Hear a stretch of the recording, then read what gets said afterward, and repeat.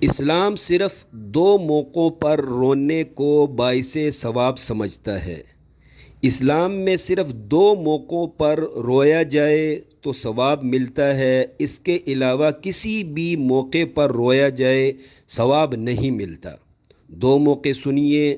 خوف خدا میں رونے پر، آنسو بہانے پر ثواب ملتا ہے۔ نمبر 2، عشق رسول علیہ السلام میں رونے پر، آنسو بہانے پر ثواب ملتا ہے۔ اس کے علاوہ جو روئے جاتے ہیں وہ دنیاوی رونے ہوتے ہیں۔ دنیاوی رونے پر کوئی ثواب نہیں ملتا۔ کسی کی کثیر دولت گم ہو جائے، چوری ہو جائے، رو پڑتے ہیں، کوئی ثواب نہیں ملتا۔ اسی طرح کوئی بھی دنیاوی نقصان ہو جائے، لوگ رو پڑتے ہیں، اس پر ثواب نہیں ملتا۔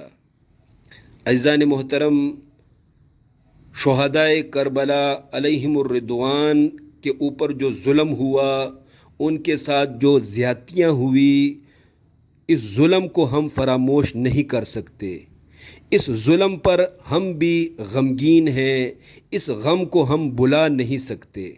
لیکن اسلام کسی میت پر غم منانے کی اجازت نہیں دیتا۔ اسلام کسی میت پر غم منانے کو ایکٹنگ کر کے، تصنع کر کے آنسو لانے کی اجازت نہیں دیتا۔ یاد رکھیے، غم منانا، خود پہ غم طاری کرنا، یہ الگ بات ہے، اور بدو بدی خود بخود غم کا طاری ہو جانا، یہ الگ بات ہے۔